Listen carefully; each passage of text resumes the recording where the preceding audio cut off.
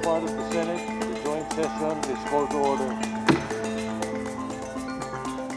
On the part of the House of Representatives, the joint session is called to order. May we direct the Secretary General of the House of Representatives to announce the arrival of President Rodrigo Roa Duterte. Ladies and gentlemen, the President of the Republic of the Philippines, Rodrigo Roa Duterte.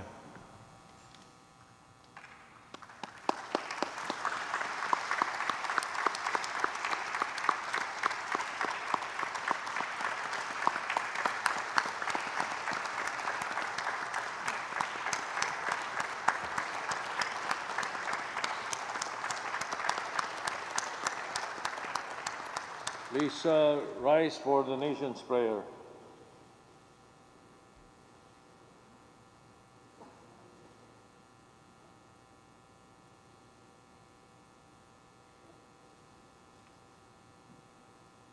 Makapangyarihang Allah, Makapangyarihang Ama, Makapangyarihang Ama, Makapangyarihang Ama, may gawad ng langit at lupa, bagamat kayo ang kataas-taas sa hari, kayo naman ang aming Diyos, na lubusang mahabagin, at ang inyong kapaitan ay walang hali.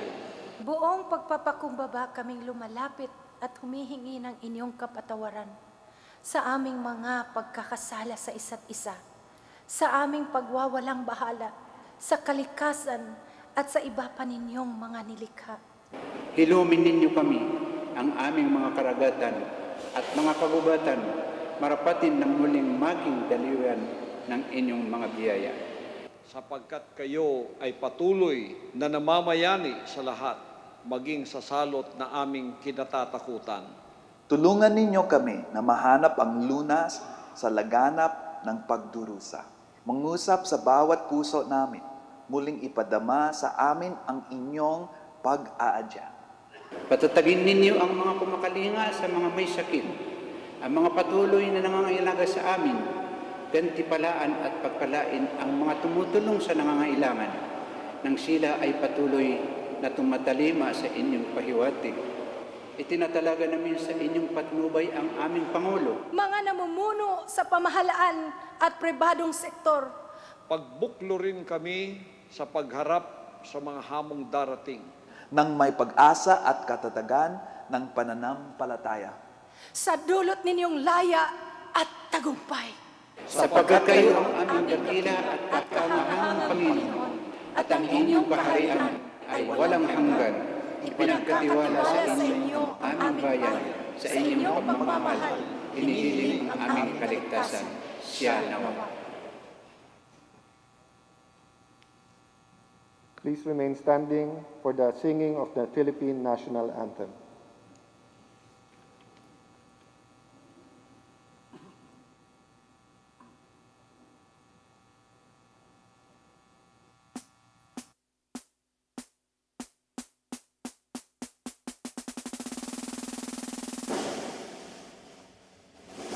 Kayang nakilig ay nasa silanganan, hanap ng puso sa dibdib mo'y buhay. Lupang hinirang, tuwing ka nang magiting sa mandulubling. Di ka masisiig sa dagat at bundok, sa simoy at sa langit ng bundok. May dilagang tula at awit sa pagdayaw ni Namahal. Ang kisap ng watawat mo'y tagumpay na nagniningning. Ang bituin at araw niyang kalan, pag may di magdidilim. Lupa na ayaw mo ating pagkakapoy Langit sa piling mo, ang ligaya ng pagpapalaki, ang tunay na dahil sa'yo.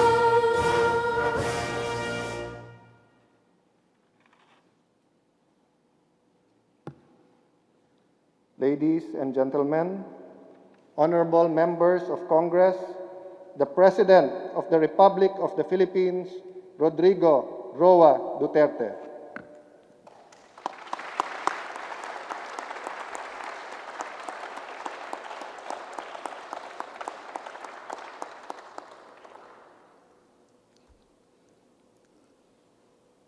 Kindly.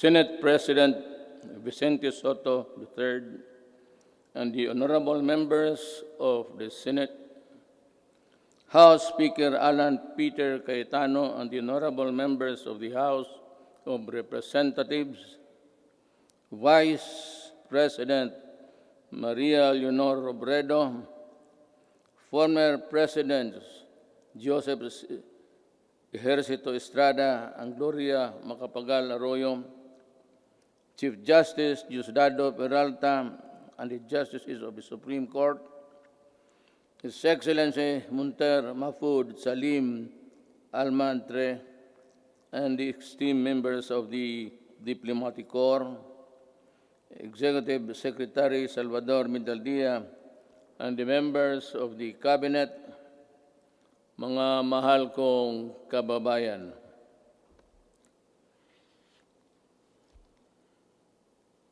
We live in a troubled time. A dream of prosperity for our country was suddenly snapped by a pandemic virulent virus. No nation was spared. Neither rich nor poor were exempt from the onslaught of this deadly disease.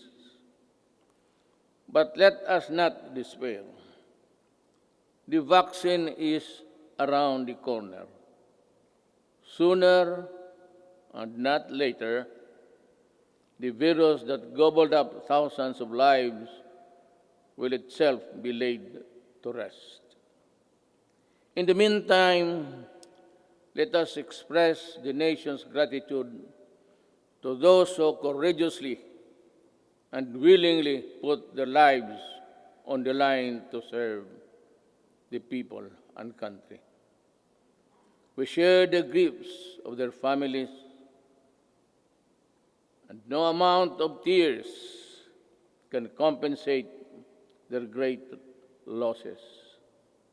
My countrymen, it is sad that while government focuses its attention resources to battle the coronavirus, there are those who take advantage of a preoccupied government. One of them is Senator Frank Dillon. In an interview, he arrogantly mentioned, among others, that oligarchs need not be rich. Then he linked the anti-dynasty system with oligarchy, and the topic was my daughter and son. This happened after the Committee of Franchise voted 70-11 to deny the grant of franchise to ABS-CBN. Obviously, he was defending the Lopezes, that they are not oligarchs. Great wealth enables economic elites and corporations to influence public policy to their advantage. Media is a powerful tool in the hands of oligarchs like the Lopezes, who use their media outlets in their battles with political figures. I am a casualty of the Lopezes during the 2016 election. The dealers and purveyors of illegal drugs, hiding in the shadow of COVID-19, have stepped up their activities. The amount of shabu valued at millions of pesos seized during police operations speak volumes of the enormity and the weight of the problem that we bear. The corrupt, the grafters, and the influence peddlers also take advantage of their fear and confusion that coronavirus generates the financial and material assistance of government to the unemployed, the sick and the destitute, running into billions of pesos, are not spared from corruption and ineptitude. Even the donations for well-meaning private persons are skimmed before reaching their intended beneficiaries. It is like snatching food from the mouths of the babes. The profiteers, overpricers, and the corrupt felons must be laughing while they stash their dirty monies, but not for long. They cannot outrun the long arm of the law. In this regards, the words of former President Ramon Magsaysay ring fresh and relevant today as the day they were said decades ago. He said, "We need men of integrity and faith like Rizal and Del Pilar, men of action like Bonifacio, men of inflexible patriotism like Mabini. We need their zeal, their self-reliance, and their capacity to work, their devotion to service, and their ability to lose themselves in the common cause of building a nation. If we allow greed and self-interest and ambition to rule us, then, as stated by one prominent physician, we will be left with nothing better than the lesser evil instead of the greater good." In my inaugural address 4 years ago, I said that no leader can succeed at anything of national importance without significance unless he has the cooperation and support of the people he is tasked to lead and sworn to serve. The efforts and resources which we poured out produced the momentum needed to bring our country closer to our goals. Suffice it to say, we made significant strides over time. Over 4.3 million poor families benefited from the Pantawid Pamilya.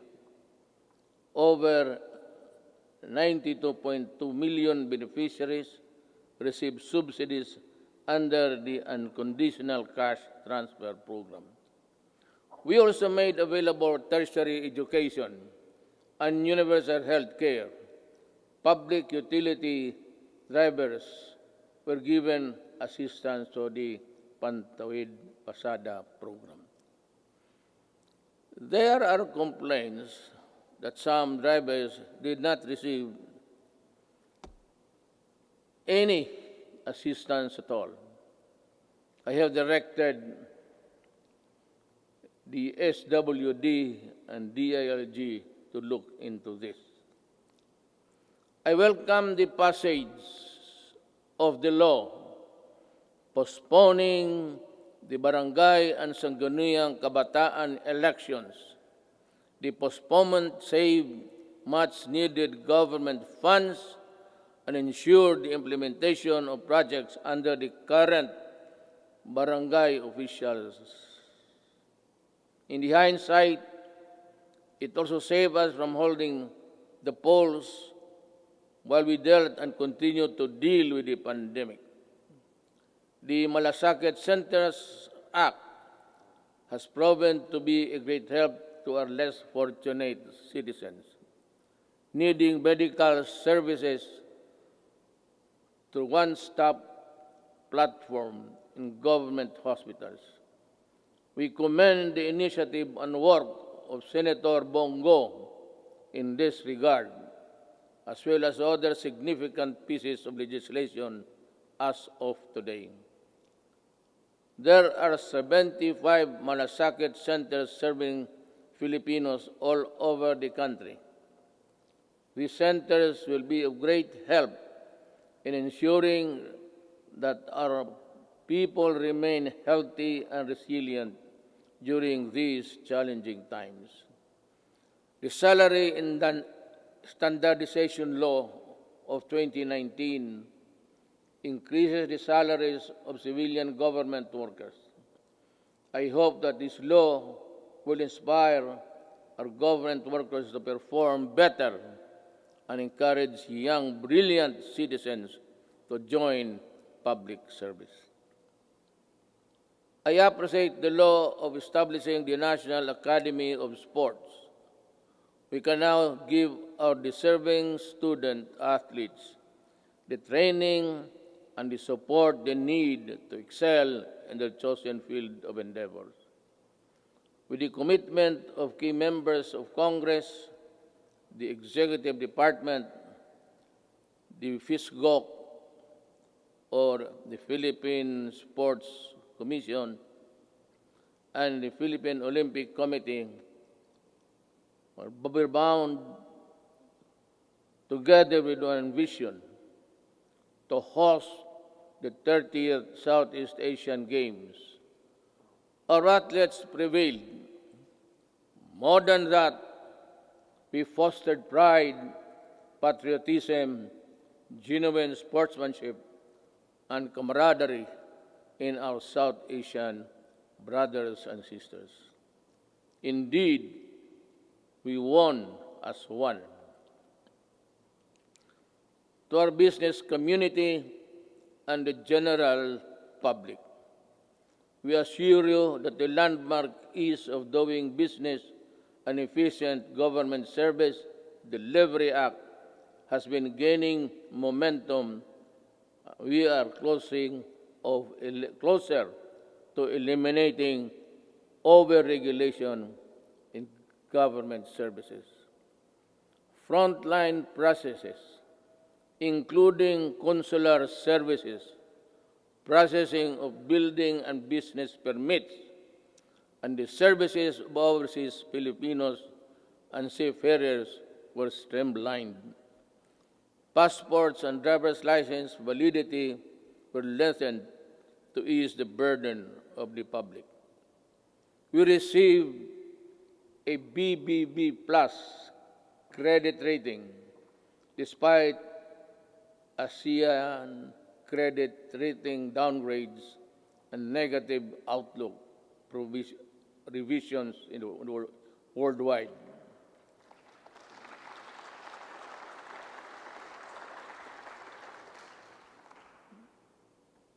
The Japan Credit Rating Agency upgraded us from BBB plus to A minus last month. Meanwhile, Moody's has affirmed and maintained the country's ratings at BB2, Baa2 rather.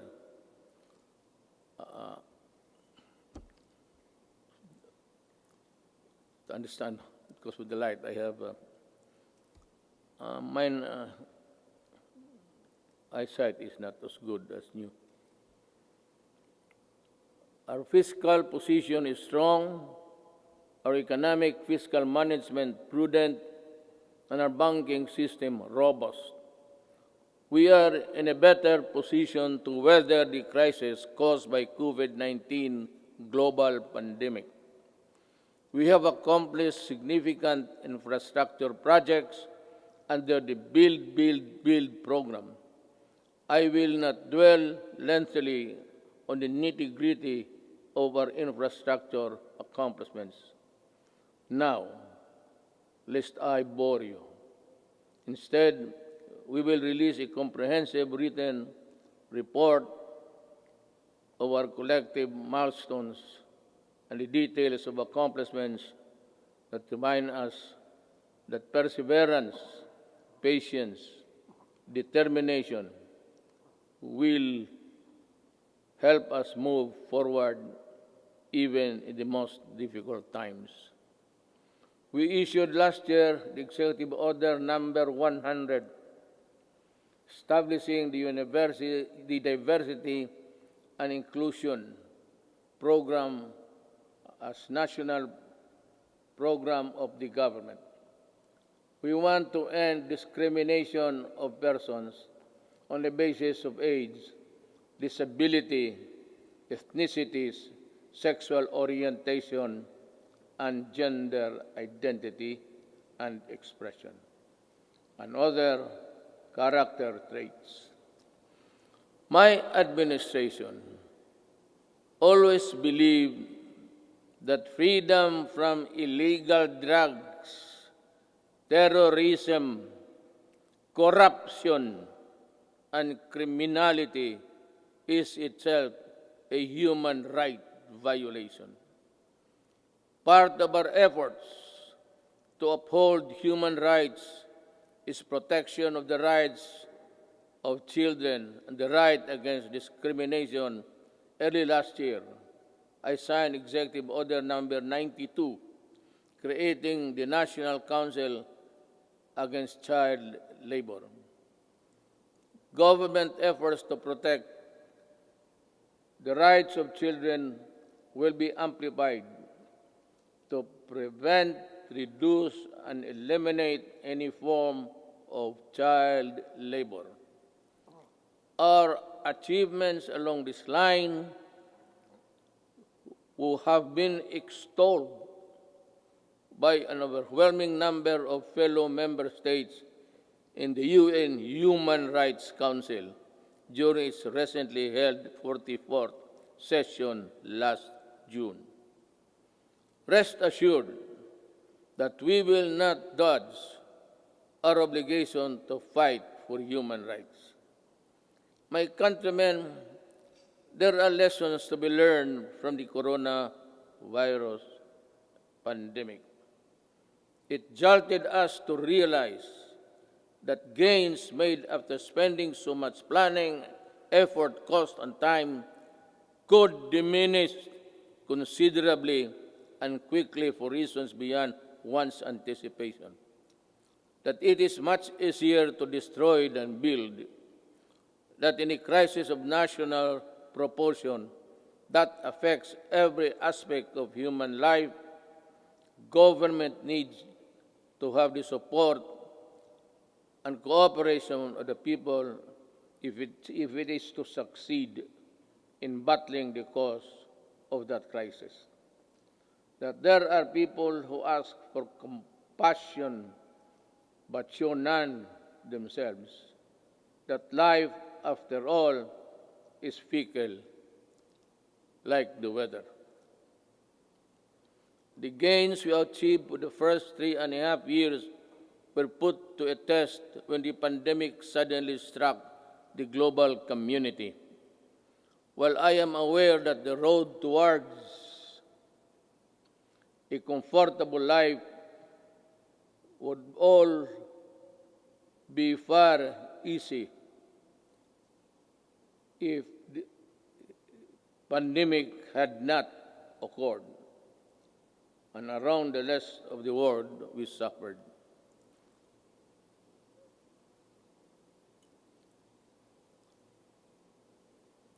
The global scale and socio-economic impact of COVID-19 pandemic has been unprecedented. Yet, in the throes of its global health emergency, we have been able to withstand the headwinds generated by this coronavirus. In this regard, I would like to express my gratitude to all those who made possible the steady supply of food, water, basic utilities of our households.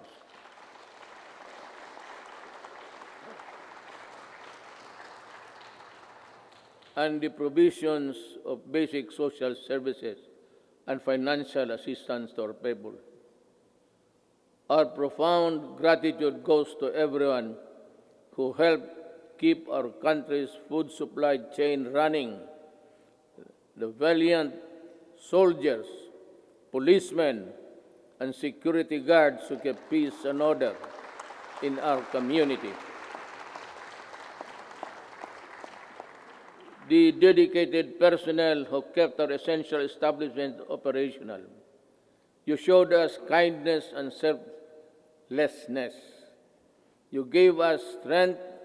You risked your own lives to serve the greater good in keeping the Filipino spirit of bayanihan.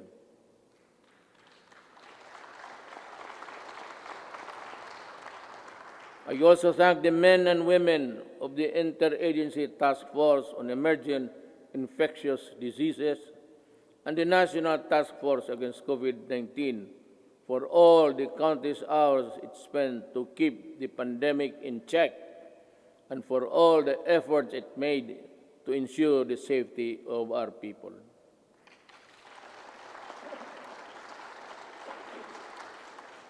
Let me also recognize the efforts of the local government units that step up and initiated their own response measures to contain effects of COVID-19 and its impact to their constituents have been impact to its constituents. The shadow says it's a period there. I know exactly the difficulties you are undergoing. I pray that the officials of each LGU in our country, from the barangay to the autonomous regions, would set aside partisan politics and selfish interests to do what is right and good for all. Likewise,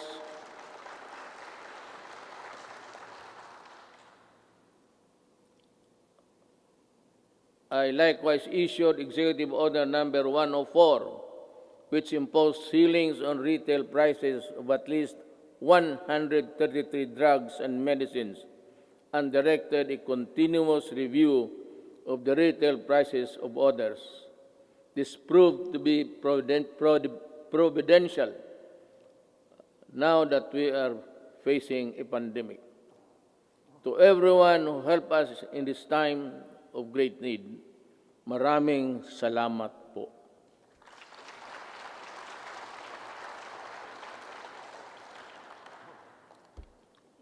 Let me say that the strength of a nation rests in the hands of the people acting as one with government. In the pursuit of common goals and objectives,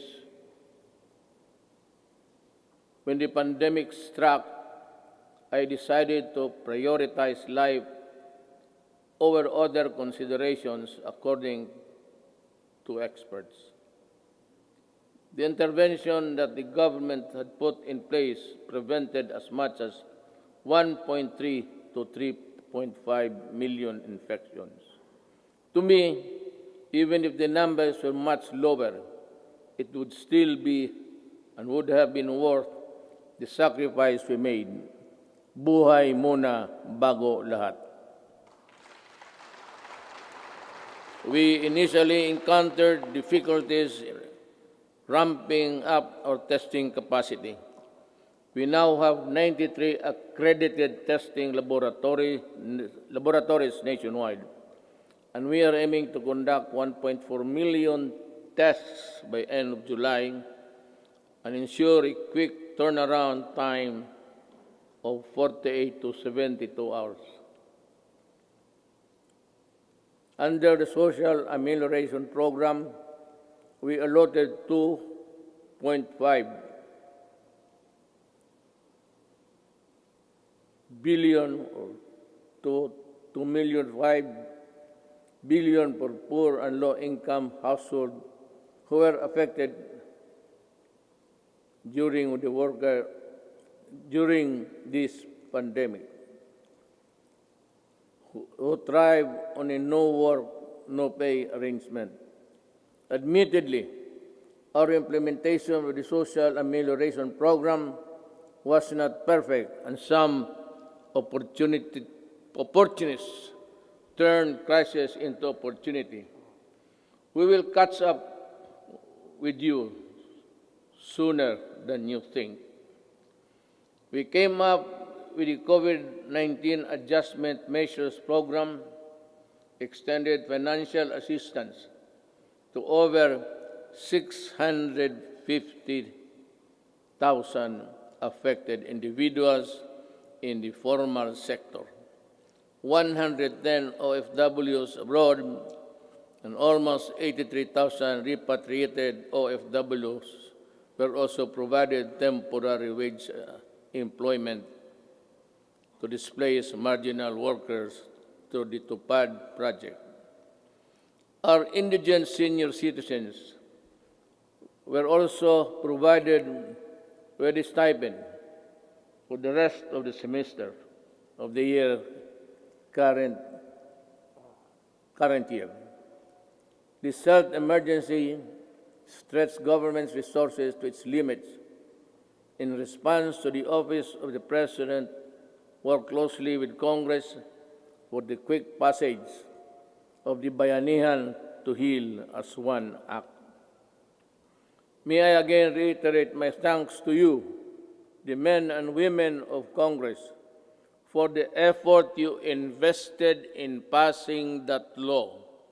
I hope that we can get some or the same treatment of clarity, purpose, and the fastness to support the passage of the Bayanihan Recover to Act as One, which is supplement funds for recovery and response against the impact of COVID-19 pandemic. We must facilitate the country's economic recovery. I call on Congress to fast-track the passage of the proposed measure, such as the Corporate Recovery and Tax Incentives Enterprises or CREATE Act. This immediately cuts the corporate income levy from the current 30 to 25% and give government flexibility to grant a combination of fiscal and non-fiscal incentives, among others. The Financial Institutions Strategic Transfer, or First Act, will set up mechanisms allowing banks and other financial institutions to dispose of and transfer non-performing assets and loans to asset management companies similar to the special purpose vehicles. Our economic managers have seen infrastructure investment as an effective tool to help spur high growth, attract investments, create jobs, and achieve financial inclusion for all Filipinos. The DBP has resumed the construction of the North Luzon Expressway Harbor Link, the NLEX-SLEX connector, the Cavite-Laguna Expressway, the Metro Manila Skyway Stage 3, the R1 Bridge Project, the Tarlac-Pangasinan-La Union Expressway Project, and the Subic Freeport Expressway Project, to name a few. To realize the maximum benefit from the country's investments, the infrastructure projects under the Build, Build, Build program, which are labor and capital intensive, are not mere springboard for the country's swift recovery pandemic. They are economic benefits to be distributed to all corners of the country and push sustainable stability in the urban centers, particularly Manila.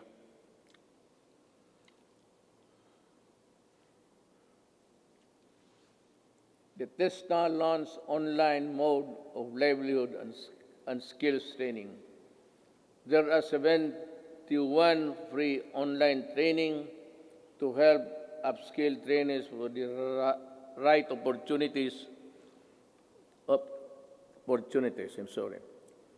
I asked TESDA to come up with special training programs to retool our OFWs so they can find employment opportunities here and at home. I am also calling on the CHED for scholarship programs for the qualified dependents of our OFW. I direct the Department of Agriculture and DTI to come up with the agribusiness and entrepreneurship projects to help displaced OFWs rebuild their livelihood. Further, I ask the Land Bank and other government financial institutions to continue providing low interest loans to our OFW.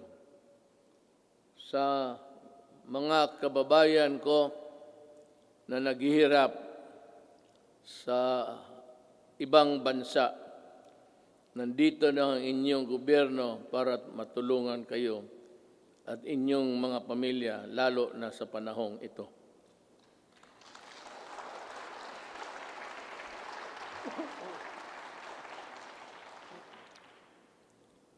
The government will intensify its efforts to help businesses, especially micro, small, and medium enterprises, or MSMEs, by providing responsive government assistance and services capitalization and business operation support as we adapt to the next normal. Nananawagan po ako sa ating mga lessors. Nananawagan po ako sa ating mga lessors. Malasakit at bayanihan po ang sana ang pairalin natin ngayon. This is not the time to drive away laces. During normal times, they were the primary source of your income stream. Now, it's time to be fair and compassionate. Come up with an amenable arrangement with your tenants. Huwag po natin silang pagtabuyan, tanggalin ang tubig, kuryente at bubong. Commercial establishments are requested to give grace periods to allow deferment of payments, especially for MSMEs that were forced to close down during the quarantine period. Let us help them recover.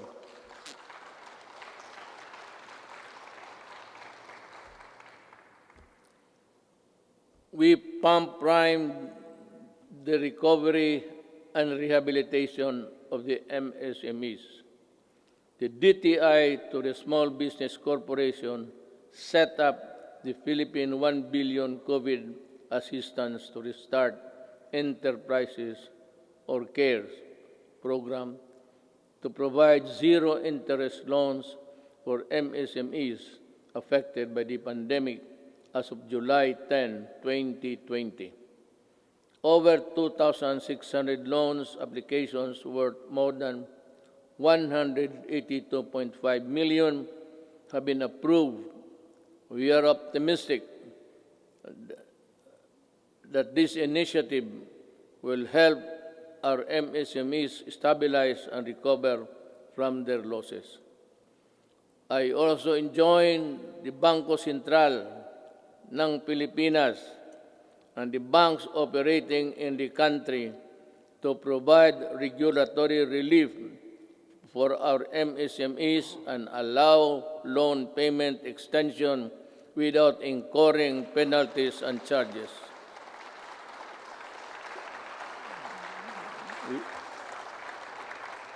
We need your help to prevent the collapse of companies saddled with accumulated amortization and payables caused by closure of their businesses at the height of the strict quarantine periods.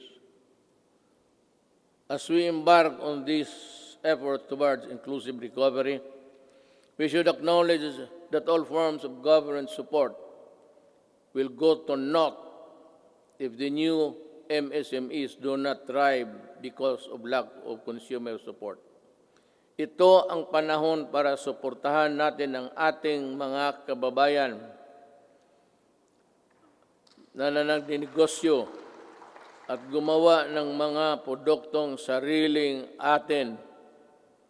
In the same manner, in tourism and recreation industries, which are among the hardest hit by the pandemic, count on our full support while we slowly try to put the fun back in your local travels.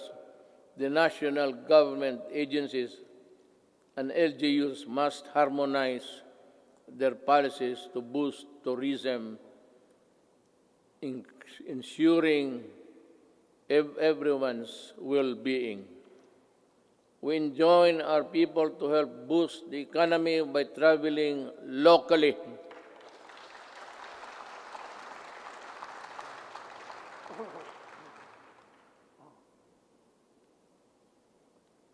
Local na lang.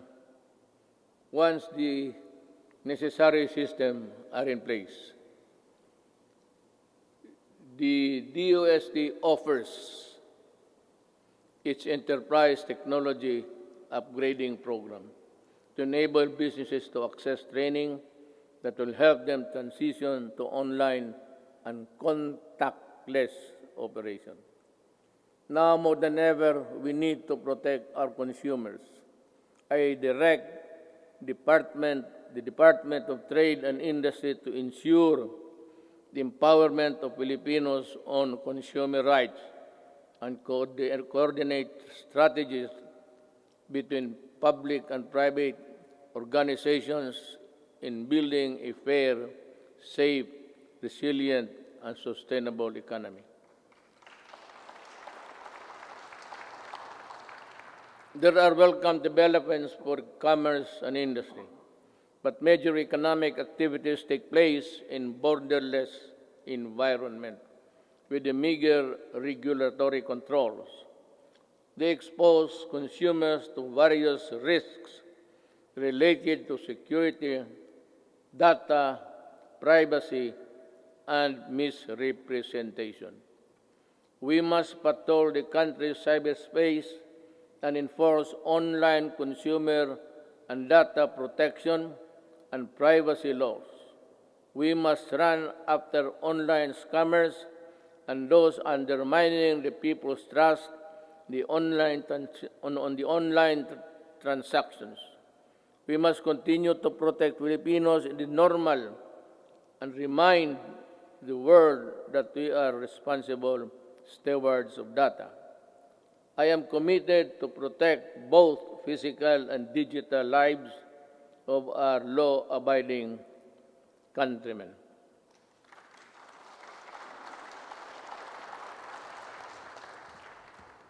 The national government shall lead the way in our transition to online systems.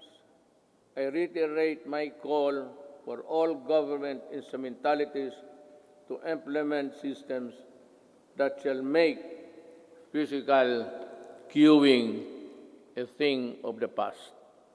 Panahon na para mawala na ang pila para mapagsilbihan ang gobyerno ng walang kahirapan para sa tao.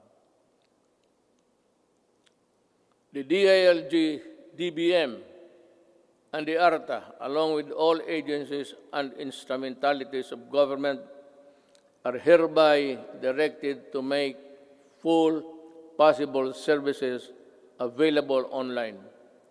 We need to adjust and adapt a paperless type of business and work performance. We need e-governance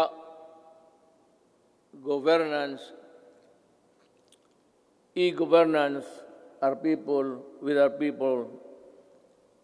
the services they need and the comfort of their homes in the workplaces. It will enable us our bureaucracy to better transition into the new normal and cut red and minimize red tape.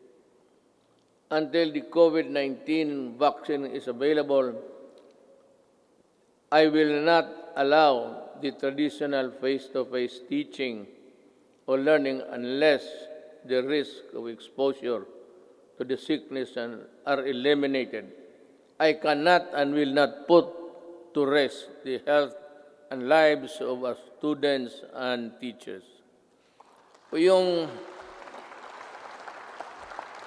About 2 weeks ago, I seem to have said that I would allow the face-to-face classes to resume. But we were talking actually of January, because my thinking is that by September, we would have the vaccine. How to get it from the producers or from other governments is really something which we have to deal with, because everyone, it's a global need, and everyone will go for it. But let me just mention it in passing that about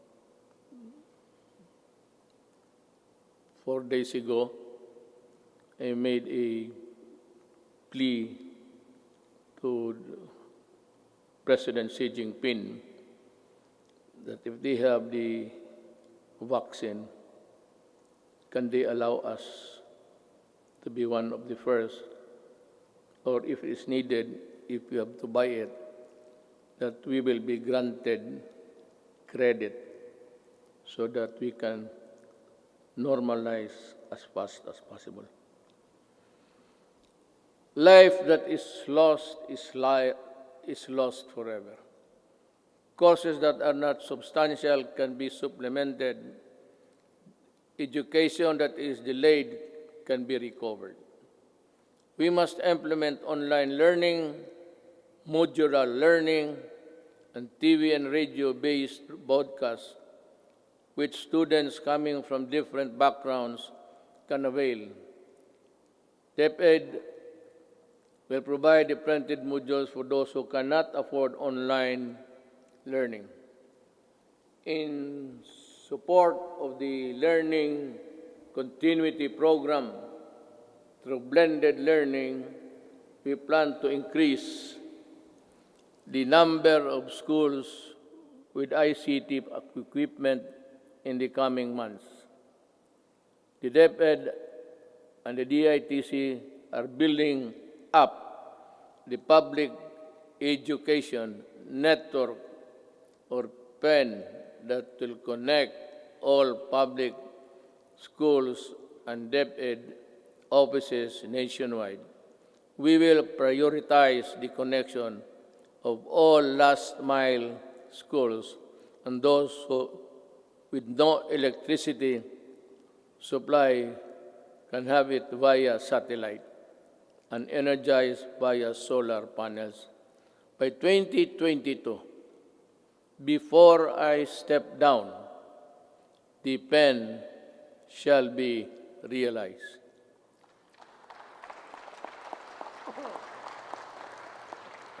I'm referring to the program. I will do it.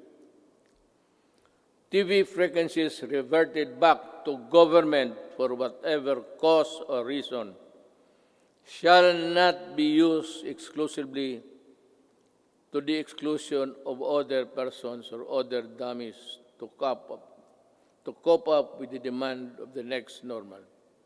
This will be used to provide uninterrupted quality education to our children in our shift to e-learning. I am directing Secretary Guevara, Secretary de la Peña, and Secretary Onasan, in collaboration with Secretary Briones and Secretary Abisado, together with Secretary Dominguez, to come up with an integrated program and implementation mechanism to ensure that these TV frequencies are fully utilized by government to the facilities of the PTB4 for the utmost benefit of the Filipino people.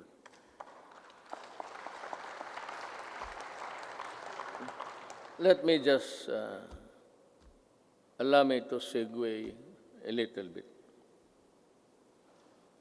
For the remaining 2 years of my term, all that is good that belongs to government, whether it be the airwaves, whether it be the lines, or whatever that is good for the people, will belong to the government, and it should be government who should be given the first option to utilize them. Ang sobra kanila. I call on our communication companies to improve their services lest we be forced to take drastic steps to address the less than deal service that the public is getting from you.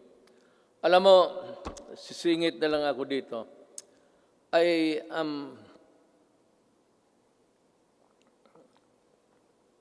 sometimes you are a government pictured to be weak and incompetent because we cannot really force our mandate.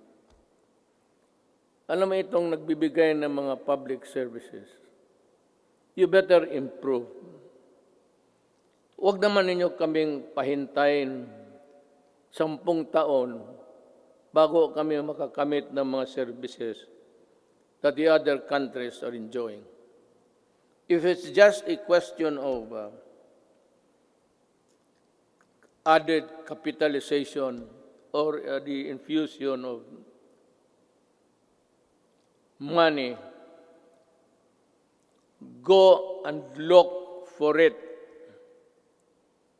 Maghanap kayo because if you are not ready to improve,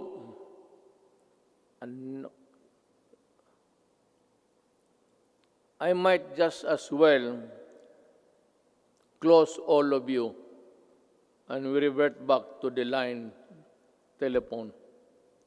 At kukunin ko yan, i-expropriate ko sa gobyerno. Alam mo itong, I'll be straight, smart, pati itong globe, ilang taon na ito? At ang sagot palagi sa akin, the party cannot be reached. Nasaan pala pumunta yung yawa na yun?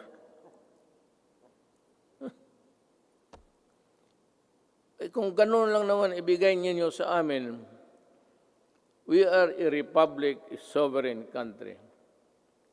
Bear that in mind because the patience of the Filipino people is reaching its limit.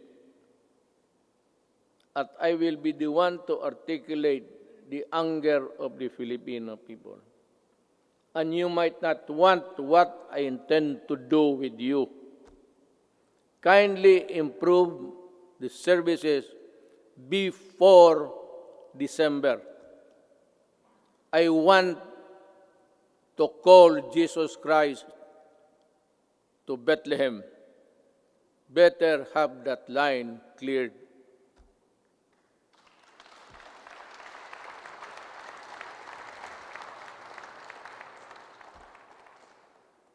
Alam sa totoo ng adre na po, ano ako sa inyo. I have been a citizen of this country and parang nilalaro lang ninyong, kayong may pera. Puta. May pera kayo, negosyo kayo. Wala kayong pera, putang, umalis kayo dito. You give us half deals, half cooked transactions, lousy service. Tapos ang tao nagbabayad. Tell us now if you cannot really improve on it, because I will work by December. I have 2 years. The next 2 years will be spent improving the telecommunications of this country without you. I will find a way. I will talk to Congress and find a way how to do it.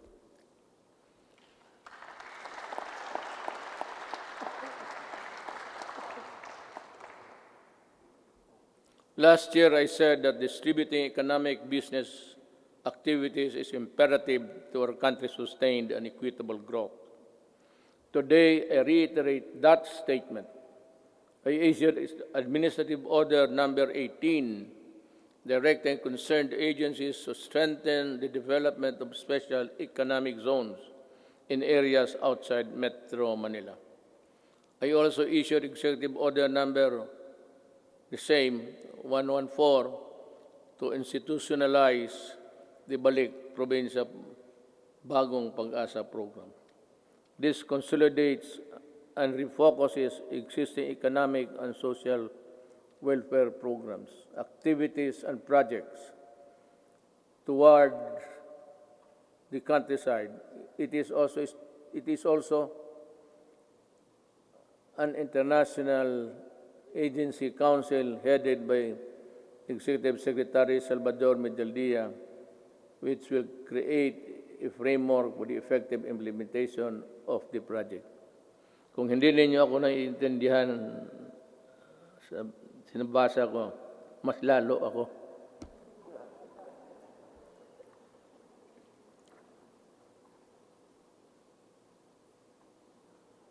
In 2021, we aim to increase access to healthcare services by continuously hiring and deploying more than 20,000 health professionals. This will augment health workforce in LGUs, particularly in isolated and disadvantaged areas. We will implement projects to establish and improve barangay health stations, rural health units, and other healthcare facilities. And we will need to address internal security. We are pursuing a whole-of-the-nation approach to bring peace and order, development in the countryside. We need to provide intervention and implement the barangay development program. This will provide cleared and threatened communities. This refers to a program where the armed forces would play a vital role in the one nation approach. This is what it's meant by this. And that every agency of the government, including the armed forces of the Philippines, should participate. And I am aware of the skirmishes and the assassination of our soldiers. And I said, correct this so that we can proceed with the barangay implementation as fast as possible. We have made significant strides in the past 4 years, but we need the support of local government leaders. We need your help to implement the barangay development program. Certain sectors expressed concern when I declared martial law in Mindanao and its extension 3 times. But 2019 ended without my office requesting any further extension. Martial law in Mindanao ended without abuses by the civilian sector, by the police, by the military. It ended because this time I know that they know how to love the country. I thank Congress for the support to this administration programs. Congress has been very productive, but much more remains to be done. You know, actually, my speech, if we followed it carefully, it's all a plea to Congress to do this, to do that, to make a law or craft a whatever. And this one, I strongly urge Congress to pass a law establishing the Department of Overseas Filipinos, solely on addressing the concerns of Filipinos abroad and their families. I reiterate this swift passage before this. Kawawa kasi itong ating mga overseas. If it's only an office there in the Labor Department, they are overworked or for whatever reason, their needs, their pleas are not really attended to with dispatch and with care. OFW, pati itong ano ngayon, ito yung sinabi ko kanina, I will go for it. We will need it to help them. I reiterate the swift passage of a law reviving the death penalty by lethal injection for crimes specified under the Comprehensive Dangerous Act of 2002.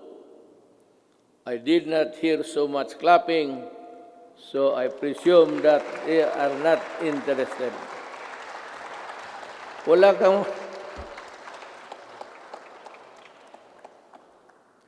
Someday I'll tell you the story of what happened to the Philippines. Hindi ngayon. But when sabihin ko sa inyo ang totoo, bakit nagaganito yung druga ng Pilipinas? Why the drug syndicates continue to operate just like the countries of Colombia, Mexico, and it is being played inside the national penitentiaries. Para tayong talagang binababoy tayo. Sabihin ko sa inyo. But this is not a time for storytelling. Sona kasi ito. So, dito na. This law will not only help us deter criminality, but also save our children from the dangers posed by the illegal and dangerous drugs. May I be allowed with the indulgence of the body? Itong bakit talaga ako galit sa droga. Let us make this a semi-formal speech. Alam mo kasi, 5 pamilya members, o 6 or 7, pagka bumagsak yung tatay to drugs, the family crumbles. There's no more home to. Druga, and if he's receiving his salary, nagtatrabaho sa pantalan, 300 a day. Tapos ang shabu is sold at 2. He has about 100 to bring home. Kaya pagka gano'n, nag-aaway-aaway na. Ang mga bata hindi nakapag-aral. Ang iba, ligaw na. Mga babae into early prostitution. Kung ano-ano nangyari. Hindi lang alam nitong mga na this is happening all over the country every day. And what is really very tragic is this. When the family starts to crumble, there's the more family home. And invariably, the wife would look for another husband would look for a job, usually, easily, doon sa abroad.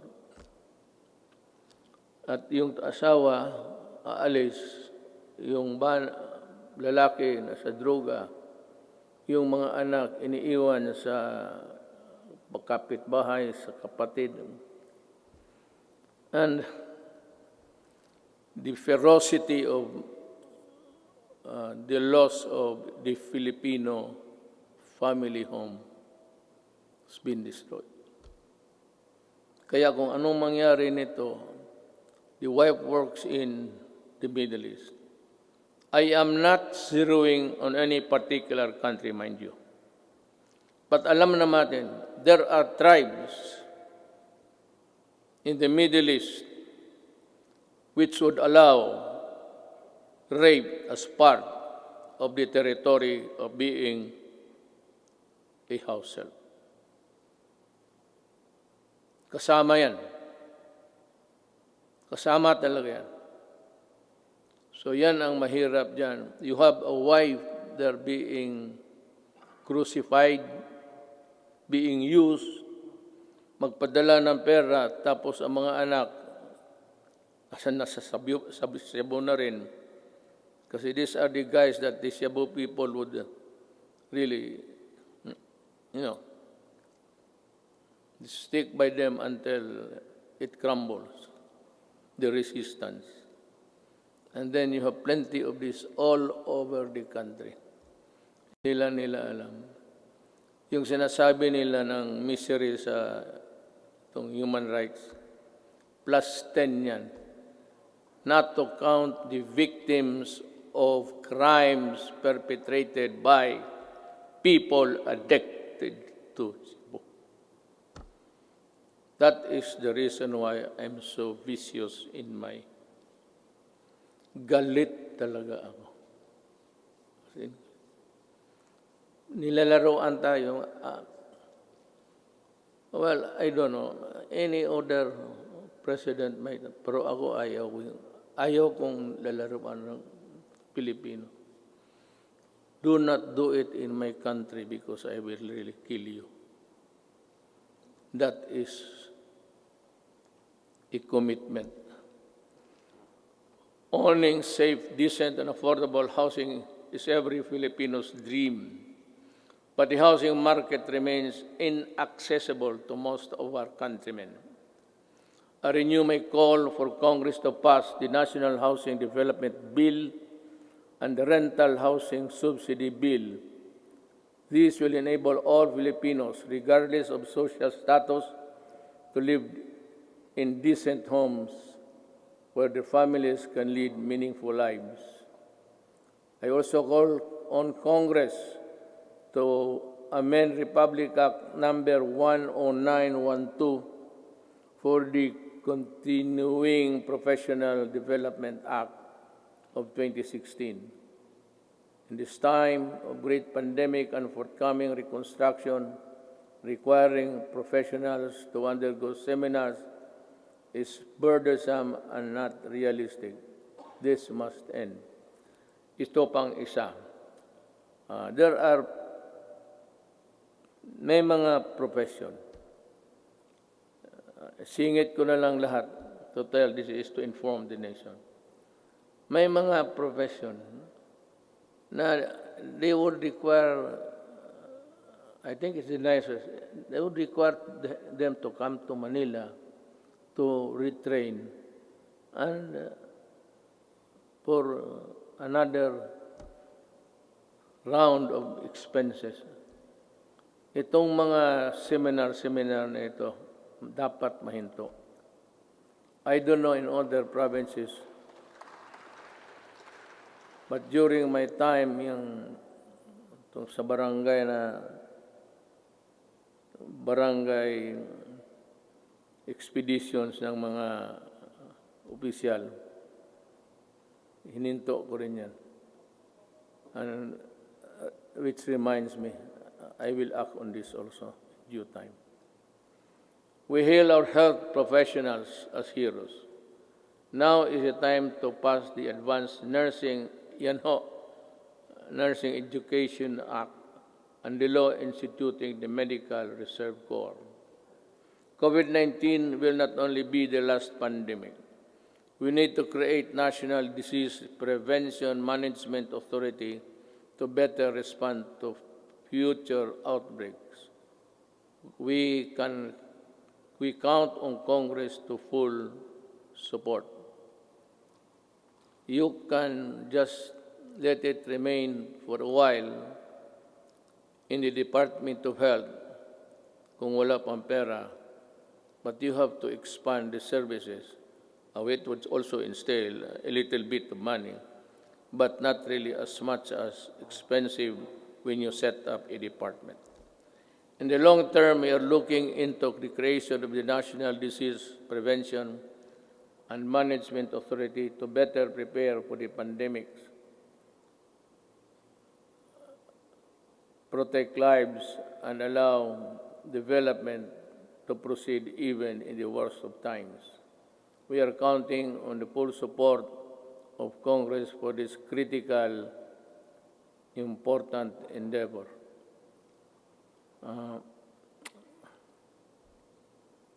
I don't know, but I leave it to Congress to really. It's another department. There seems that it could be a multi-layer, redundant thing between the health and the proposed department. I call on Congress to prioritize the passage of a law for the unified system of separation, retirement, and pension, and of the military and uniformed personnel without, however, diminishing the benefits that our uniformed personnel are entitled to under existing laws. There is a need to adjust the pension system, which will be applicable only to the newly hired uniformed personnel, so as not to cause a ballooning effect against the budget of the military in the years to come, and yet maintain the pension benefits those already in service under the present law. This issue needs a solution now. Umpisa natin ngayon para hindi na maging problema sa sunod na mga taon.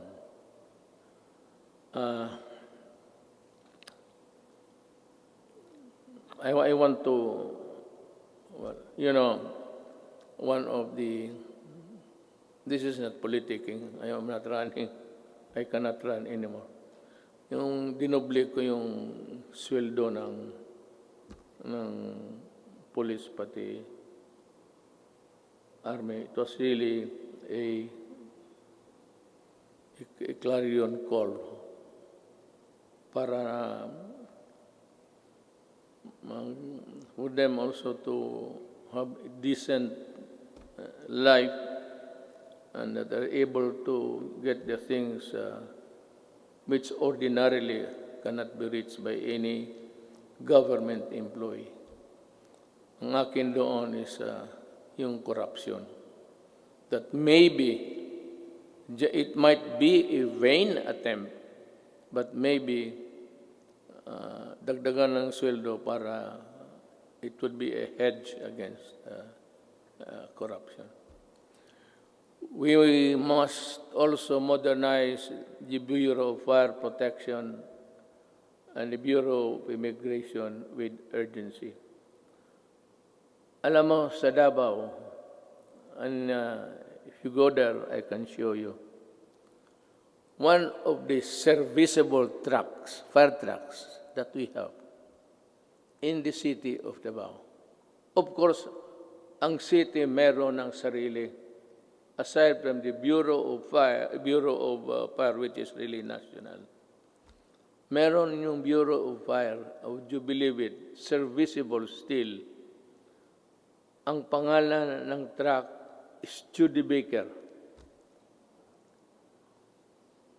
Ang katawan, ang talagang matatag ang katawan. Kaya ang makina isuso. Pero okay pa rin.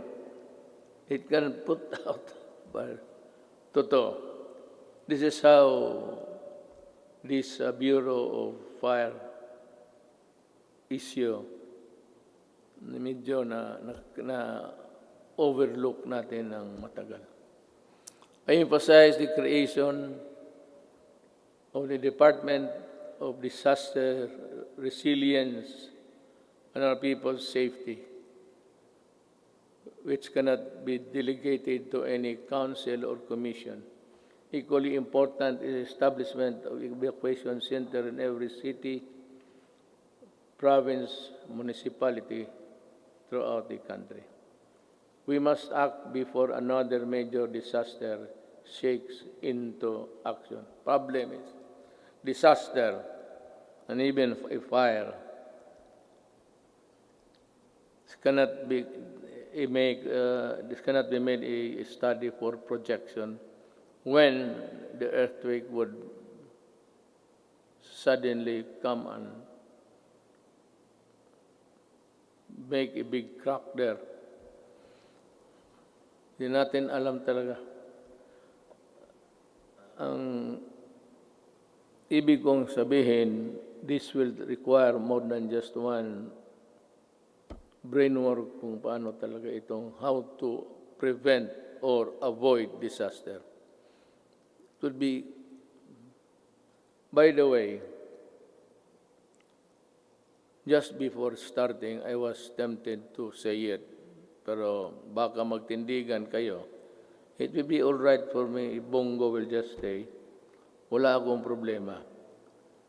Kasi sabi ko na this piece of speech of mine would be one of the longest sonas that I will deliver. Nakita ko yung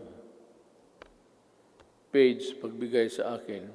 Yung ibang input akin. Pati yung iba lahat. Ang nangyari po, binalik ko sa kanila. Make it short. Pagbalik sa akin, mas makapal na. Nandyan na ngayon. Ito na ngayon. The responsible extraction and equitable distribution of natural resources remain among my non-negotiables. I reiterate the need for the passage of the National Land Use Act, which has been pending for decades. Pakisilip lang ho ninyo yan. For the rest of my term, I hope to see concerted efforts in protecting the environment. The rehabilitation of Boracay Island showcased our resolve to safeguard the environment.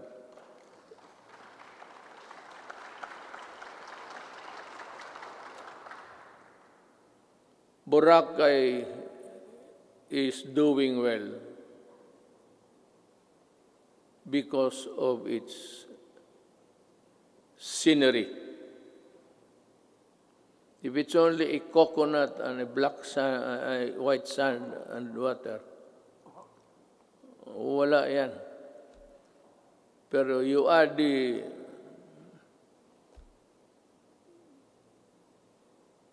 visitors there, then it becomes a very tempting destination. We have seen remarkable emergence of the island back to its former glory. I want this sustained. I ask Congress to enact a law creating, importante ito, the Boracay Island Authority, or BIDA. We need it. I cannot stress enough the importance of agriculture. The growth of our economy depends on a robust agricultural sector. We must utilize the coconut, we must utilize the coconut levy for the welfare of our coconut farmers and the development of our coconut industry. I urge everybody, both of the executive department, pati ito, that ito yung pera na nakuha doon sa sequester. And itong perang malaking ito, gagamitin ito for the welfare of the farmers. The problem is, we can no longer trace who are the farmers of yesterday. Marcos is a distant star. We do not know. Ako alam ko because we had a little piece also that was covered by the land reform. Hindi na natin malaman kung sino ang may-ari. So I think Congress should look again and try to sort out how best the money can be utilized. I will not make any suggestion, but I leave it to Congress to decide what to do with it. I once again urge both houses of Congress to pass a version of the bill establishing the Coconut Farmers Trust Fund. Tulungan natin ang ating mga magsasaka pagka hindi mawawala yung pera, bilyon yan. Diyos ko po. Well, anyway, we have learned so many lessons along the way. I am also requesting Congress to pass the Rural, Agricultural, and Fisheries Development Financing System Act. We aim to provide adequate, accessible, and affordable food for every Filipino through the Plant program.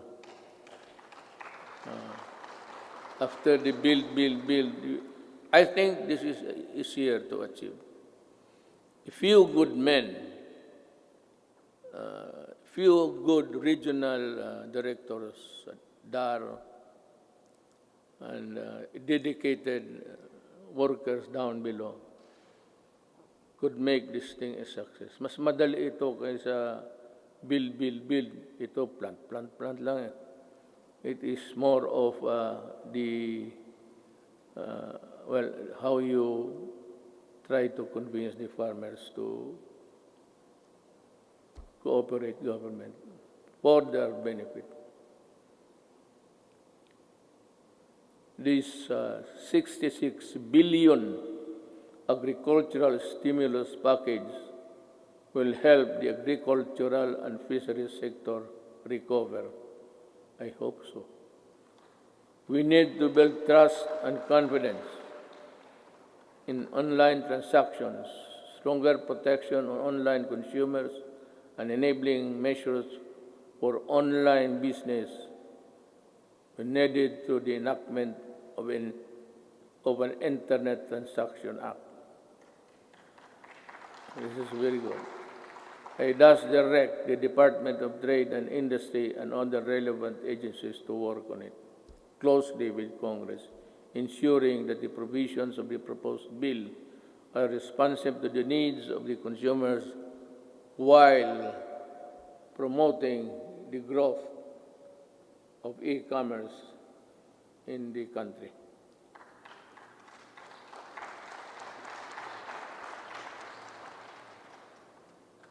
If you are tired of clapping, you just say so I can make a shortcut. Pabilisan lang yan. On the path of better governance, we travel with other partners, both old and new,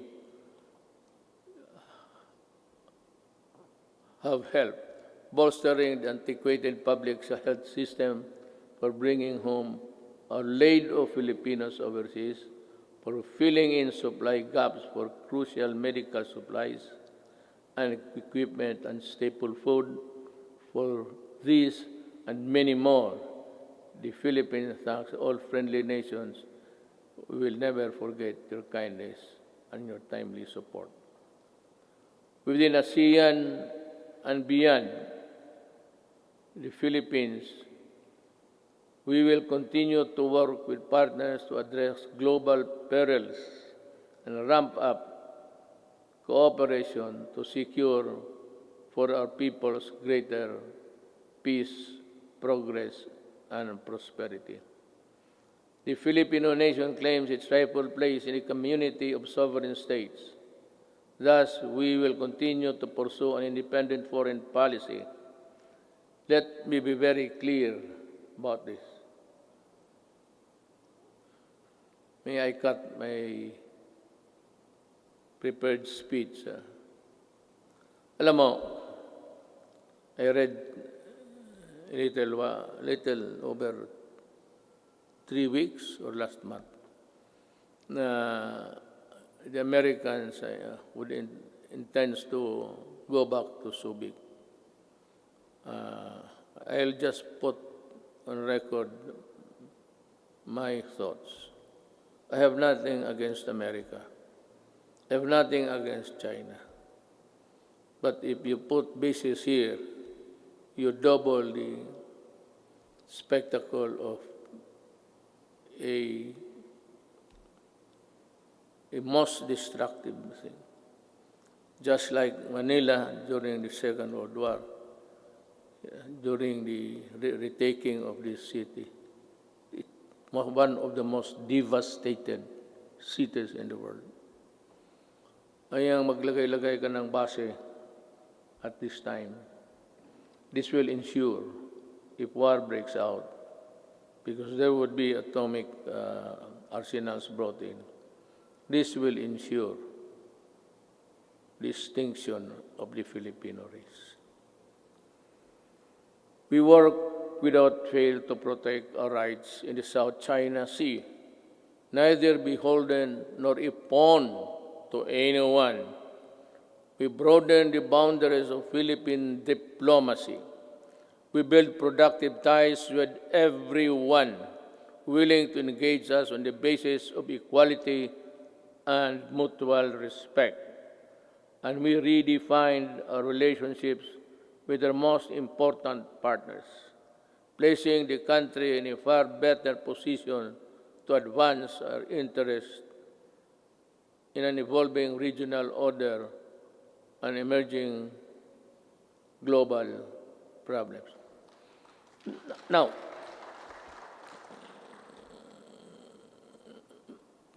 plenty of critics, both sides, claim about nothing has been done to retake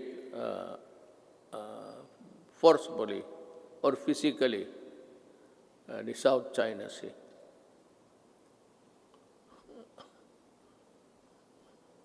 Alam mo, unless we are prepared to go to war,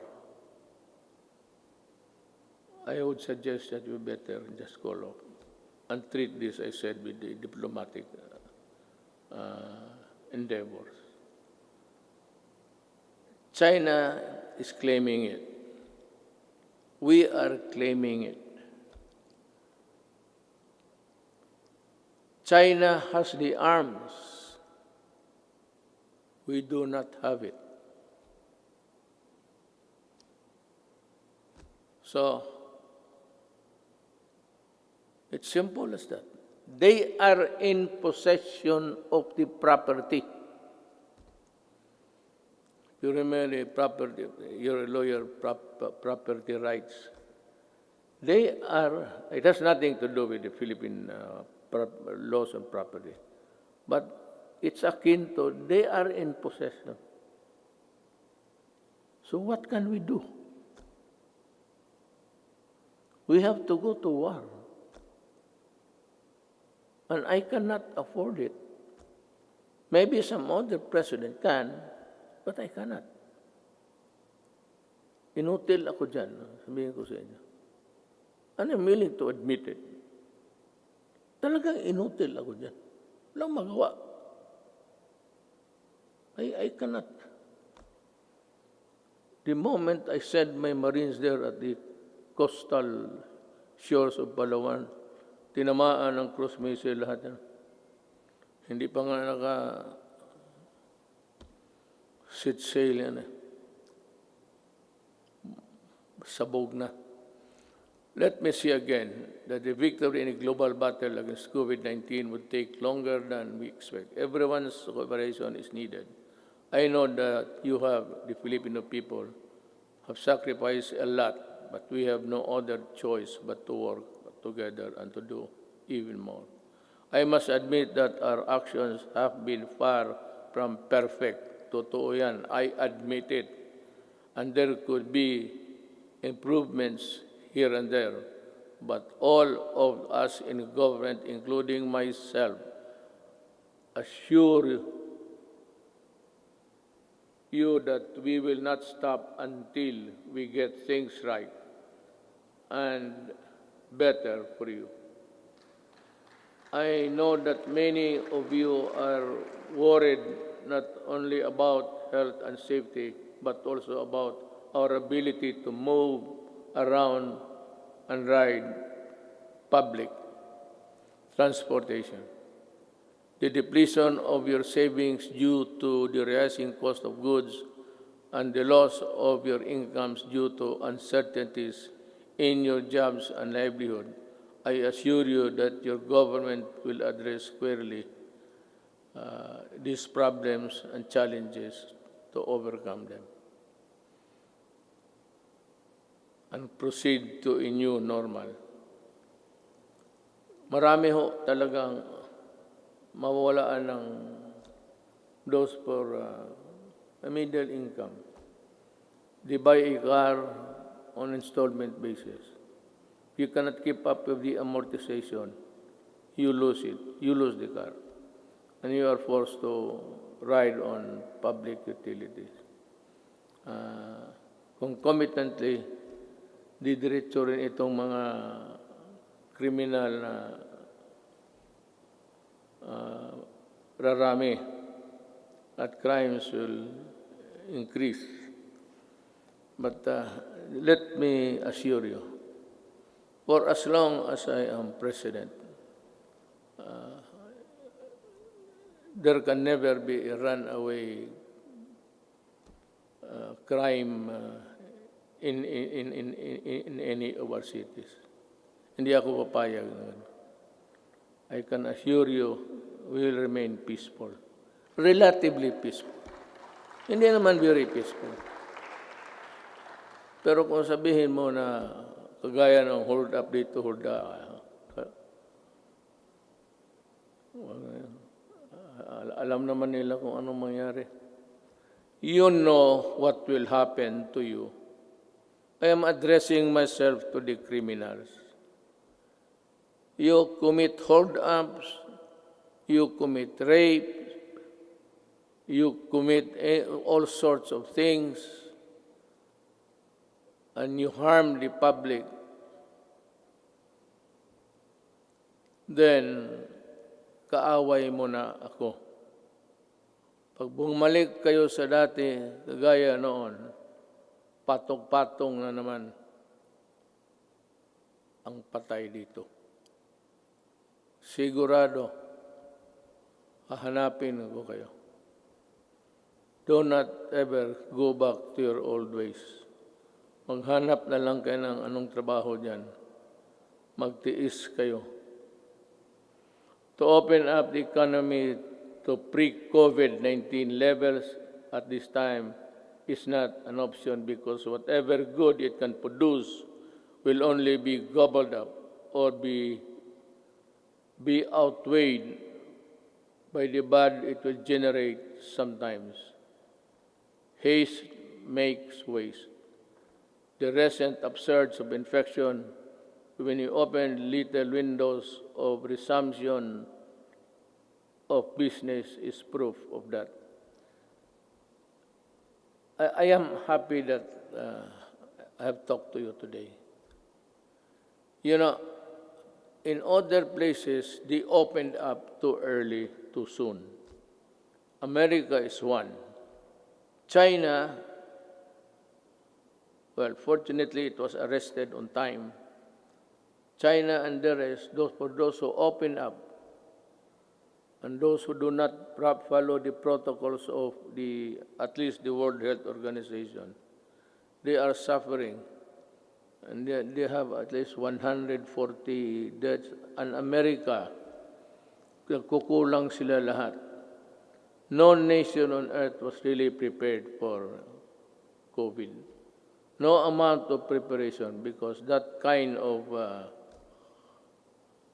microbes visits about once every 100 years. Wala man yung mga tatay natin, what they suffered was Second World War. But tayo, we are not ready, and therefore will not gamble with the lives and health of the people. Certainly no one would want to end up in the negative side of the equation. Not me, not us. All I ask is that you continue to put your faith in your government and work with us in achieving what is best for the country and our people. Together, let us do, mahirap basahin kasi dito, the most that we can to ensure that this health, safety, and well-being of every Filipino, especially those severely affected, are taken care of. Together, we shall fight this pandemic with the same fervor as our campaign against illegal drugs, criminality, insurgency, and corruption in high places, and entrenched parochial interests. As a government worker, I am addressing each and every Filipino that the government cannot do this without your help. More than ever, we need to reinvigorate the deep-seated Filipino spirit of pakisama and malasakit within each and every one of us. We are being tested as a people and as a nation. Worse times loom ahead. But I do hope that this spirit of solidarity and unity will serve as a drumbeat to which we shall march in unison in our quest for the light at the end of the tunnel. I appeal to each and every Filipino, let us take care of one another. Ito ang panahon para magtulungan, hindi panahon para lamang, mamang, dila ko. Hindi maglamang at pagkakaisa. My faith in the Filipino innate patience, resilience, and determination to bounce back is unwavering. Let us share our blessings with those who have little and those who have none. This is the time to bring out the best in us. The woes that weigh heavily on our shoulders may bend our back, but they shall not bend or break our spirit. From the rubbles of adversity, a more resilient and stronger nation, built on bayanihan and pagkakaisa, shall rise. Together, we shall overcome. Before I pardon the time, but it was really the allotted time for my speech, I would just like to give a statement between us sa gobyerno kung hindi tayo nakakaintindihan. You know, Drilon extended, he was defended.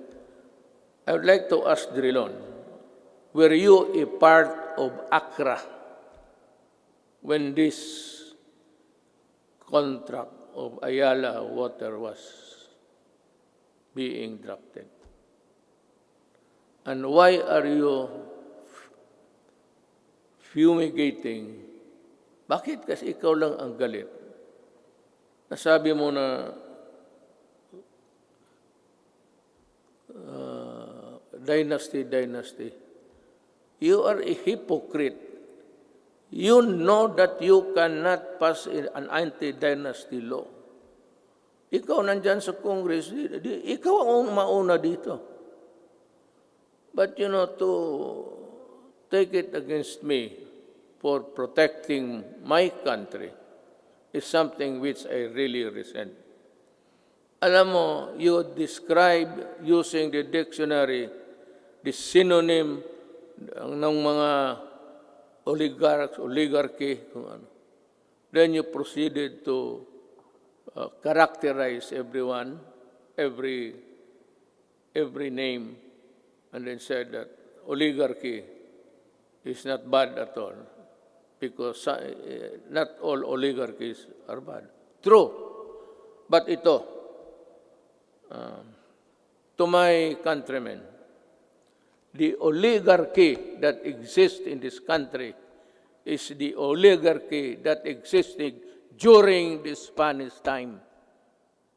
And the Spanish lands and the friar lands and all the benefits that were passed on to the insulares who did not go back to Spain or to the Spaniards and into their... But that was long ago. It has been forgotten. This is the oligarchy that controls the Philippines by what? By taking control of the water and the electricity and power. Yan ang oligarchy mo, Drilon. Wala nang oligarchy dito except that. They have control. Look at how can you now craft a new contract? Because I would insist that you pay the billions and billions that you collected. For example, water treatment. Oh, nandyan sa kontrata. It's in the billing. They've been collected. Since 1997. Ilang bilyon na nga, wala ni isa. Not even a faucet was built for a water treatment facility. Yan ang mahirap sa... You do not protect the oligarchs here. You are the one. Ikaw lang mag-isa. And I suspect that you were also the one or help when you were there in the Accra. We do not even know ang mga abogado sa public documents. Hindi nga alam. Hindi natin alam kung nakagraduate ba o hindi. Wala. Would you think Ayala would get the services of those? Ayala got Accra. Accra did it. Ikaw galing ka doon. Most of you, more successful lawyers sa corporation. You handle big corporate. Yan ang mahirap. O, bangga tayo dito. Hinawakan ninyo eh. Hindi ka pwede kayo. Kita mo, noong nag-increase, walang tubig, pinuputol yung tubig. Ang tao, bumigay kasi hindi pwede yung tayo hindi maligo. Hindi uminom. Electricity, ayaw mo mag-increase. O ayan, wala ka. Palaging brown out lahat.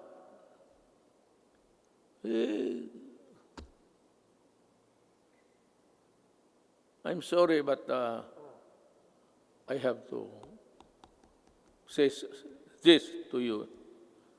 I do not like it. It's not the time for it. But since it is the time for the Sona, for people to know and people to really get the facts, then, and the right of the people to be heard. Tayo na naman ang tao magsama. Hinawakan ninyo yung tubig, pati electricity. Yun ang oligarchy. Kaya ako sinabi ko noong kumpanya, corruption is not here. Yung mga customs, maliit yan. It's there upstairs. And I was really unprovidential. Dumating yung panahon na hindi ko hiningi. Then I saw the contract. Nung nakita ko yung contract, tsaka yung linya na yung choice, yung linya ng it belongs to government. The best of the transmission lines, whatever, government gets it first before anybody else. Thank you. I am true.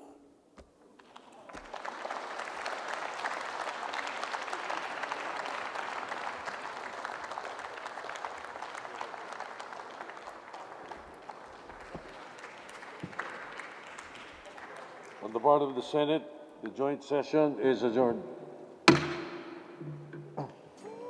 On the part of the House of Representatives, the joint session is adjourned.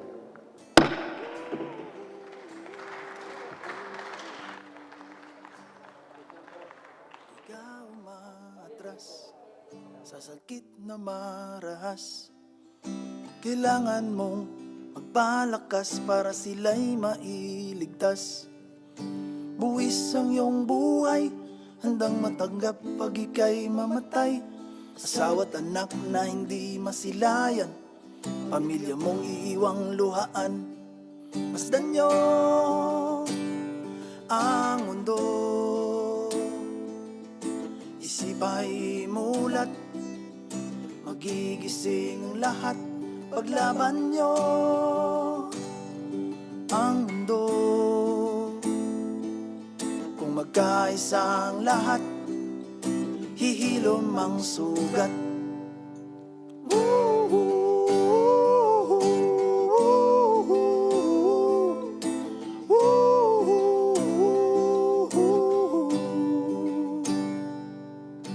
Ikaw ang bantay sa lagusan, protektahan ng mga mamayan.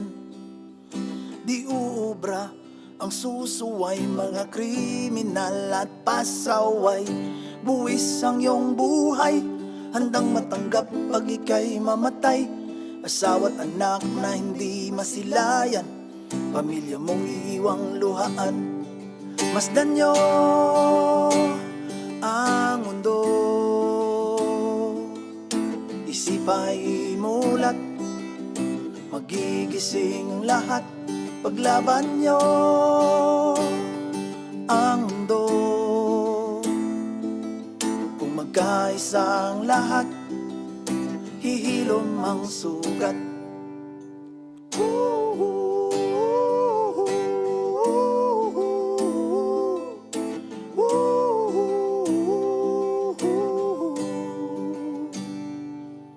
Problemadong liderato, sinasalo ang lahat na reklamo. Direktibang gabay sa mga tao para lahat di magkagulo. Buwis ang iyong buhay, handang matanggap pag ika'y mamatay.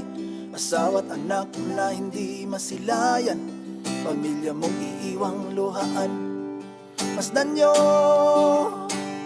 ang mundo, isip ay mulat, magigising ang lahat. Paglaban niyo ang mundo, kung magkaisa ang lahat, hihilom ang sugat.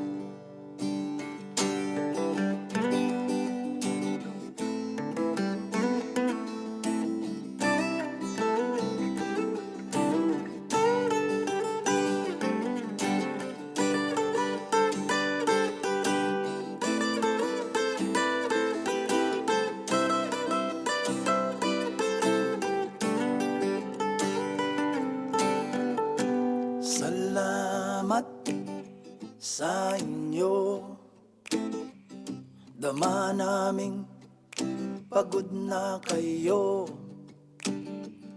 Saludo sa inyo, mga magigiting na pasan ng mundo.